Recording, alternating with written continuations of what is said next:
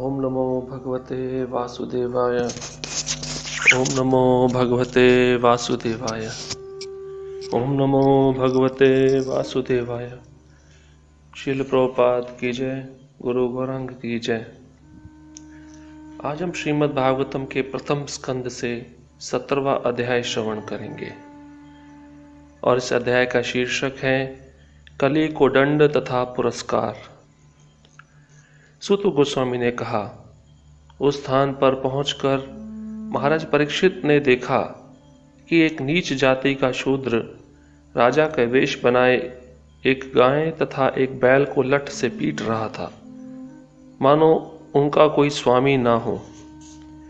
बैल इतना धवल था कि जैसे श्वेत कमल पुष्प हो। वह उस शूद्र से अत्यधिक भयभीत था जो उसे मार रहा था।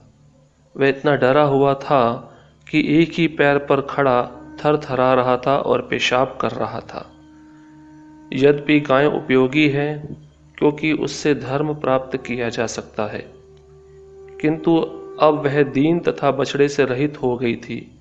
उसके पांव पर शूद्र प्रहार कर रहा था। उसकी आंखों में आंसू थे और वह अत्यंत दुखी तथा कमजोर थी। वह खेत की थोड़ी सी घास के लिए ललायित थी। धनुष बाण से सज्जित तथा स्वर्ण जटित रथ पर आसीन महाराज परीक्षित उससे मेघ के समान गर्जना करने वाली गंभीर वाणी से बोले, अरे तुम हो कौन? तुम बलवान प्रतीत हो रहे हो, फिर भी तुम उन असहायों को मारने का साहस कर रहे हो जो मेरे संरक्षण में हैं। वेश से तुम देवतुल्य पुरुष राजा बने हुए हो, किंतु अपने कार्यों से तुम द्विज क्षत्रियों के सिद्धांतों का उल्लंघन कर रहे हो।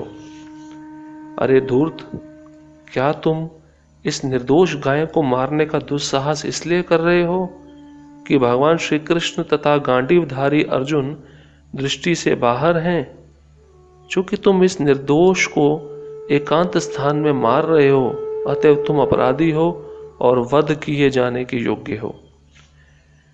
तब महाराज परीक्षित ने बैल से पूछा, अरे तुम कौन हो? तुम श्वेत कमल जैसे धवल बैल हो या कोई देवता हो? तुम अपने 3 पैर खो चुके हो और केवल एक पैर पर चल रहे हो। क्या तुम बैल के रूप में कोई देवता हो जो हमें इस तरह क्लेश पहुंचा रहे हो? कुरुवंश के राजाओं के बाहुबल से सुरक्षित राज्य में आज मैं पहली बार तुम्हें आंखों में आंसू भरे शोक करते हुए देख रहा हूं। आज तक किसी ने पृथ्वी तल पर राजा की उपेक्षा के कारण आंसू नहीं बहाए।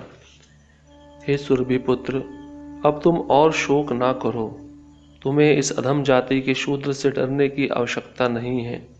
तथा हे गो माता, जब तक मैं शासक या खलों के दमनकर्ता के रूप में हूं, तब तक तुम्हें रोने की आवश्यकता नहीं है।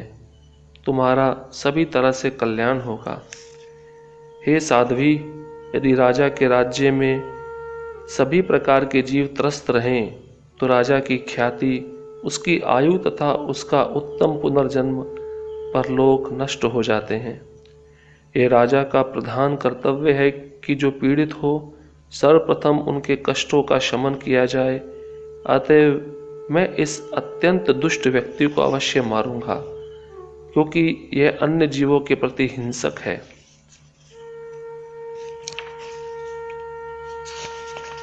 उन्होंने महाराज परीक्षित ने बैल को बारंबार संबोधित करते हुए इस तरह पूछा, हे सुरभि पुत्र, तुम्हारे 3 पांवों को किसने काट लिया है? उन राजाओं के राज्य में जो पूर्ण पुरुषोत्तम भगवान श्री कृष्ण के नियमों के आज्ञाकारी हैं, तुम्हारे समान दुखी कोई नहीं है। हे वृषभ, तुम निरपराध हो और पूर्णतया ईमानदार हो, अतएव मैं तुम्हारे कल्याण की कामना करता हूँ। कृपया मुझे अंग भंग करने वाले दुष्ट के बारे में बताओ, जो प्रथा के पुत्रों के यश को कलंकित कर रहा है। निरपराध जीवों को जो कोई भी कष्ट पहुंचाता है, उसे चाहिए कि विश्व में जहां कहीं भी हो मुझसे डरे। दुष्टों का दमन करने से निरपराध व्यक्ति को स्वतः लाभ पहुंचता है। जो उद्दंड व्यक्ति निरपराधियों को सताकर अपराध करता है वह मेरे द्वारा उखाड़ फेंका जाएगा, चाहे वह बाजूबंद तथा अन्य अलंकारों से युक्त स्वर्ग का निवासी ही क्यों ना हो। शासक का यह परम धर्म है कि कानून पालन करने वाले व्यक्तियों को सभी प्रकार से संरक्षण प्रदान करे और जो सामान्य दिनों में जब आपातकाल नहीं रहता शास्त्रों के अध्यादेशों से विपत हो जाते हैं उन्हें दंड दे। धर्म ने कहा, अभी आपने जो शब्द कहे हैं वे पांडव वंशीय व्यक्ति के लिए सर्वथा उपयुक्त हैं। पांडवों के भक्तिपूर्ण गुणों से मोहित होकर ही भगवान श्री कृष्ण ने दूत का कर्तव्य निभाया। हे पुरुष श्रेष्ठ, यह निश्चित कर पाना अत्यंत कठिन है कि किस दुष्ट ने हमें कष्ट पहुंचाया है, क्योंकि हम सैद्धांतिक दार्शनिकों के भिन्न भिन्न मतों से भ्रमित हैं।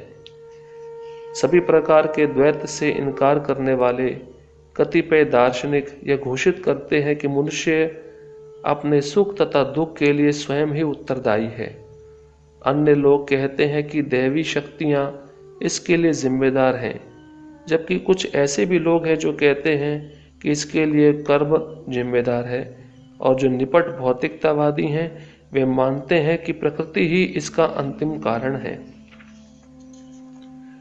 कुछ ऐसे भी चिंतक हैं जिनका विश्वास है कि ना तो तर्क द्वारा कष्ट का कारण निश्चित किया जा सकता है, न उसे कल्पना से जाना जा सकता है, ना ही शब्दों द्वारा उसे व्यक्त किया जा सकता है। हे राजर्षि, आप अपनी बुद्धि से ये सब सोचकर अपने आप निर्णय करें।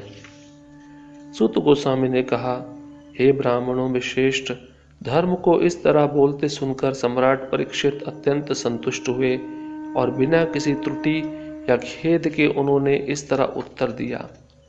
राजा ने कहा, अहो, तुम तो बैल के रूप में हो, तुम तो धर्म के सत्य को जानते हो और तुम सिद्धांत के अनुसार बोल रहे हो कि अधार्मिक कर्मों के अपराधी के लिए वांछित गंतव्य गति वही है जो उस अपराधी की पहचान करने वाले की है।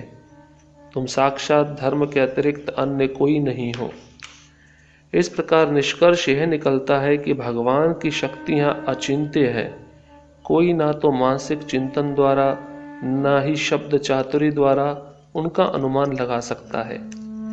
सतयुग में तुम्हारे चारों पैर तपस्या, पवित्रता, दया तथा सच्चाई के 4 नियमों द्वारा स्थापित थे, किंतु ऐसा प्रतीत होता है कि अहंकार, काम वासना तथा नशे के रूप में सर्वत्र व्याप्त अधर्म के कारण तुम्हारे 3 पांव टूट चुके हैं।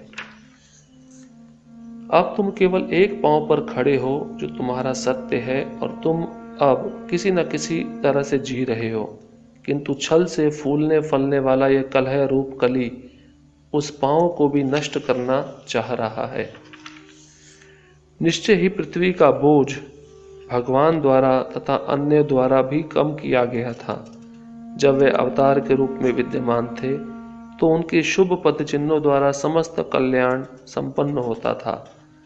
अब यह सती दुर्भाग्यवश भगवान द्वारा परित्यक्त होने के कारण अपने नेत्रों में अश्रु भरकर अपने भविष्य भाग्य के लिए शोक कर रही है, क्योंकि अब वह शासक के जैसा स्वांग करने वाले निम्न जाति के पुरुषों द्वारा शासित तथा भोग्य है।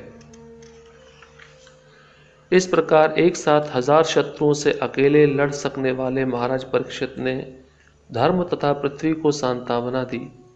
तब उन्होंने समस्त अधर्म के कारण साक्षात कली को मारने के लिए अपनी तेज तलवार निकाल ली। जब कली ने समझ लिया कि राजा उसको मार डालना चाह रहा है तो उसने तुरंत राजा का वेश त्याग दिया और भयभीत होकर अपना सिर झुकाकर पूर्ण रूप से उनके समक्ष आत्मसमर्पण कर दिया। शरणागत के रक्षक तथा इतिहास में प्रशंसनीय महाराज परीक्षित ने उस दीन शरणागत तथा पतित कली को मारा नहीं, अपितु वे दयापूर्वक हंसने लगे, क्योंकि वह दीन वत्सल जो हैं। राजा ने इस प्रकार कहा, हम अर्जुन के यश के उत्तराधिकारी हैं, और चूंकि तुम हाथ जोड़कर मेरी शरण में आए हो, अतएव तुम्हें अपने प्राणों का भय नहीं होना चाहिए। लेकिन तुम मेरे राज्य में रह नहीं सकते, क्योंकि तुम अधर्म के मित्र हो।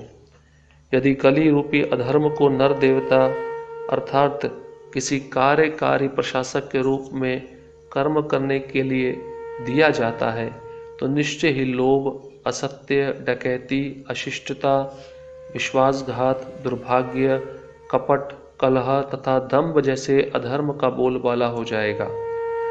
अतएव हे अधर्म के मित्र, तुम ऐसे स्थान में रहने के योग्य नहीं हो जहाँ पर बड़े बड़े पंडित पूर्ण पुरुषोत्तम भगवान श्री कृष्ण को प्रसन्न करने के लिए सत्य तथा धार्मिक नियमों के अनुसार यज्ञ करते हैं। समस्त यज्ञोत्सवों में यद्यपि कभी कभी कोई देवता की पूजा की जाती है, लेकिन पूर्ण पुरुषोत्तम भगवान को इसलिए पूजा जाता है क्योंकि वे प्रत्येक के अंतरात्मा हैं और वायु के समान भीतर तथा बाहर विद्यमान रहते हैं। इस तरह केवल वे ही हैं जो पूजा करने वाले का समग्र कल्याण करते हैं। श्री सूत गोस्वामी ने कहा, इस प्रकार महाराज परीक्षित द्वारा आदेश दिए जाने पर कली भय के मारे थरथराने लगा। राजा को अपने समक्ष यमराज के समान मारने के लिए उद्यत देखकर कली ने राजा से इस प्रकार कहा, हे राजा, मैं आपकी आज्ञा से चाहे जहाँ कहीं भी रहूं और जहाँ कहीं भी देखूं वहाँ केवल आपको ही धनुष बाण लिए देखूंगा। अतएव हे धर्म रक्षकों में श्रेष्ठ, कृपा करके मेरे लिए कोई स्थान निश्चित कर दें जहाँ मैं आपके शासन के संरक्षण में स्थायी रूप से रह सकूं। सूत गोस्वामी ने कहा, कलयुग द्वारा इस प्रकार याचना किए जाने पर महाराज परीक्षित ने उसे ऐसे स्थानों में रहने की अनुमति दे दी जहाँ जुआ खेलना, शराब पीना, वेश्यावृत्ति तथा पशु वध होते हो।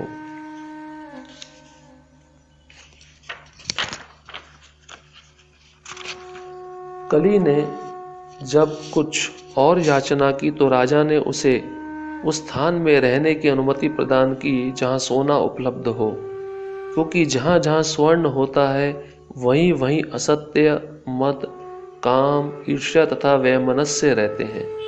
इस प्रकार उत्तरा के पुत्र महाराज परीक्षित के निर्देश से कली को उन 5 स्थानों में रहने की अनुमति मिल गई।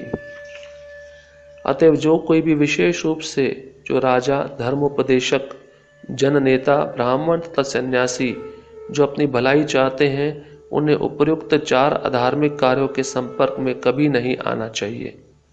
तत्पश्चात राजा ने धर्म रूप बैल के विनष्ट पैरों को पुनः स्थापित किया और आश्वासन देने वाले कार्यों से पृथ्वी की दशा में काफी सुधार किए। वे ही सर्वाधिक भाग्यशाली सम्राट महाराज परीक्षित, जिन्हें महाराज युधिष्ठिर ने वन जाते समय हस्तिनापुर का राज्य सौंपा था, अब कुरुवंशी राजाओं के कार्यों से ख्याति प्राप्त करके अत्यंत सफलतापूर्वक संसार पर शासन कर रहे हैं। अभिमन्यु पुत्र महाराज परीक्षित इतने अनुभवी हैं कि उनके पटु शासन तथा संरक्षत्व के बल पर तुम सब प्रकार का यज्ञ संपन्न कर रहे हो। इस प्रकार श्रीमद् भागवतम के प्रथम स्कंद के अंतर्गत 17वां अध्याय पूर्ण हुआ। श्रील प्रभुपाद की जय, गुरु गौरांग की जय।